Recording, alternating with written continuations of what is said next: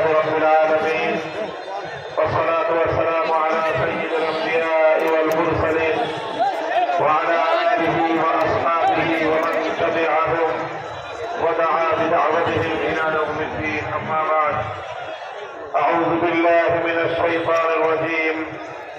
بسم الله الرحمن الرحيم. ولا تحسبن الله غافلا عما يعمل الظالمون. صدق الله العظيم.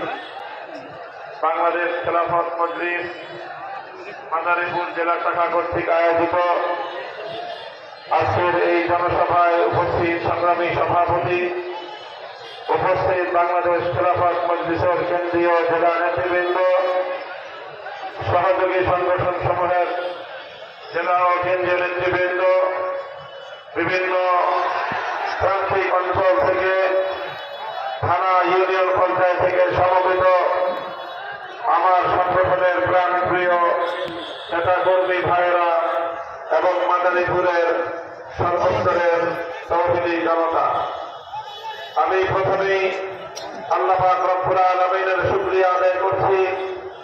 সেই মহান রব্বুল আলামিন আজকে এই মাদারীপুর জেলার প্রাণ কেন্দ্রে ইসলামী জনতাকে এভাবে নিরাপদ নির্বিঘ্ন পরিবেশে শান্তিপূর্ণ সমাবেশে মিলিত হওয়ার তৌফিক দান করেছেন। মাদারীপুর সহ বাংলাদেশে যারা নৈরাজ্যের পরিবেশ সৃষ্টি করেছিল, দখলদারিত্ব কায়েম করেছিল, ইসলামের নাম নিতে, ইসলামের কথা বলতে যারা বাধা প্রদান করত, সেই জালিম শাহী শেখ হাসিনা এবং তার লেফটেন্যান্টদেরকে আল্লাহ পাক রব্বুল আলামিন বাংলার মাটি থেকে উৎখাত করে দিয়ে এদেশের সকল মানুষের জন্য একটি স্বাধীন এবং মুক্ত পরিবেশ সৃষ্টি করে দিয়েছেন। সেই রব্বুল আলামিনের দরবারে শুকরের হাদিয়া পেশ করি। আল্লাহুম্মা লাকাল হামদু ওয়া লাকাশ শুকর। আমি শ্রদ্ধা করে স্মরণ করি ওই সকল বীর শহীদদেরকে যাদের ত্যাগ, কোরবানি আর শাহাদাতের নজরানার মধ্যে দিয়ে আজকে বাংলাদেশ তার দ্বিতীয় স্বাধীনতা লাভ করেছে। দীর্ঘ সংগ্রামের মধ্যে দিয়ে ফ্যাসিস্ট যুগের ফেরাউনি শক্তি শেখ হাসিনাকে উৎখাত করে বাংলাদেশের মানুষের জন্য একটি নতুন বাংলাদেশ গড়ার পথ রচনা করে দিয়েছে। 2009 সালের বিডিআর বিদ্রোহের নামে পিলখানায় হত্যাযজ্ঞের শিকার দেশপ্রেমিক 57 জন সেনা কর্মকর্তাকে স্মরণ করছি। 2013 সালে শাপলা চত্বরে রাতের অন্ধকারে পাখির মতো গুলি করে হত্যার শিকার নবী প্রেমিক হেফাজতে ইসলাম বাংলাদেশের সহকর্মীদেরকে, যাদের শাহাদাতের রক্তের বিনিময়ে বাংলার মাটিতে আল্লাহর পয়গম্বরের ইজ্জতের ঠান্ডা সমুন্নত হয়েছিল, স্মরণ করছি। সেই সকল কোরআন প্রেমিক জনতাকে আল্লামা সাঈদীর বিরুদ্ধে যখন মিথ্যা মামলার নাটক সাজিয়ে মৃত্যুদণ্ডের রায় ঘোষণা করার পর কোরআনের প্রেমে প্রেরিত হয়ে বাংলার প্রত্যন্ত অঞ্চল থেকে যারা কোরআনের পাখির মুক্তির দাবি নিয়ে রাজপথে নেমে এসে শাহাদাতকে আলিঙ্গন করেছিল, স্মরণ করছি। 2014-15-16 সালে একতরফা নির্বাচন ঠেকাতে গিয়ে বাংলাদেশের মানুষের অধিকার রক্ষা করতে গিয়ে বিরোধী মত এবং পথের যে সকল নেতা কর্মীরা গুম, খুন আর হত্যার শিকার হয়েছিল। স্মরণ করছি 2021 সালে স্বাধীনতার সুবর্ণ জয়ন্তী উদযাপনের সময়ে মুসলমানদের রক্তে রঞ্জিত গুজরাটের কসাই নরেন্দ্র মোদীর বাংলাদেশে আগমনের প্রতিবাদ করতে গিয়ে হেফাজতে ইসলাম বাংলাদেশের যে সকল নেতাকর্মী শাহাদাত বরণ করেছিলেন।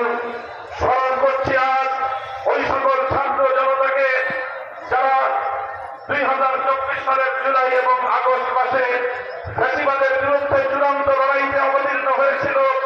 সকল ভয় ভীতিকে উপেক্ষা করে আবু সাঈদরা যখন বুক পেতে দিয়েছিল জালিমের বুলেটের সামনে, জালিমের বুলেটের আঘাত আবু সাঈদের বুককে ঠান্ডা করেছিল ঠিক, কিন্তু আবু সাঈদকে পরাজিত করতে পারেনি।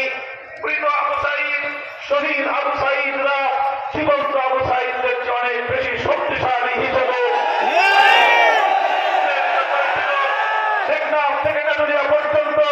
ফ্যাসিবাদের বিরুদ্ধে আন্দোলন বিদ্রোহের তামারণ ছড়িয়ে পড়েছিল। আর এভাবেই অকল্পনীয় ভাবে ধারণাবিকভাবে বহির্দেশের ভিনদেশী শক্তির এজেন্ট হিসেবে বাংলাদেশের ক্ষমতার মস্তককে জবরদখলকারী 15 বছরের স্বৈরাচারী যুগের ফেরাউন জালিম শাহী শেখ হাসিনা বাংলার মাটি থেকে পালাতে বাধ্য হয়েছিল। সেই সকল শহীদানদের রুহের মাগফিরাত কামনা করি এবং তারা যে উদ্দেশ্যে মহৎ উদ্দেশ্যে বৈষম্য বিরোধী একটি ইনসাফপূর্ণ সমাজ গড়ার যে স্বপ্ন দেখেছিল সেই স্বপ্ন বাস্তবায়নের দৃঢ় প্রত্যয় গ্রহণ করছি। সংগ্রামী সাথী ও বন্ধুগণ, আমি আপনাদেরকে একটি কথা স্মরণ করিয়ে দিতে চাই। স্বাধীনতা অর্জন করা যতটা কঠিন, স্বাধীনতা রক্ষা করা তার চেয়েও বড় কঠিন। বাংলাদেশের মানুষ 2024-এর 5ই আগস্টকে দ্বিতীয় স্বাধীনতা দিবস হিসেবে আখ্যায়িত করেছে। আগস্ট বিপ্লব বাংলাদেশের মানুষের স্বাধীনতার বিপ্লব, আগস্ট বিপ্লব বাংলাদেশের মানুষের মুক্তির বিপ্লব, আগস্ট বিপ্লব স্বৈরাচারী এবং ফ্যাসিবাদের বিরুদ্ধে নির্যাতিত জনতার বিপ্লব।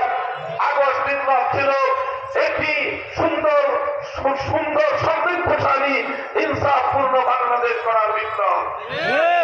কাজেই আমাদেরকে যে কোনো মূল্যে এই বিপ্লবের সুফল ভরে তুলতে হবে, যে কোনো মূল্যে এই বিপ্লবকে ব্যর্থ করে দেওয়ার সকল ষড়যন্ত্রকে রুখে দাঁড়াতে হবে।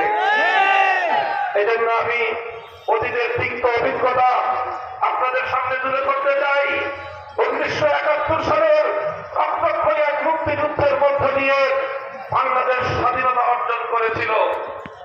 বাংলাদেশের সেই স্বাধীনতা শুধুমাত্র 9 মাসের মুক্তিযুদ্ধের ফসল ছিল না, বরং এই স্বাধীন বাংলাদেশের অভ্যুদয় একটি দীর্ঘ সাম্রাজ্যবাদী শক্তির বিরুদ্ধে লড়াইয়ের একটি সফল পরিণাম ছিল বাংলাদেশের স্বাধীনতা।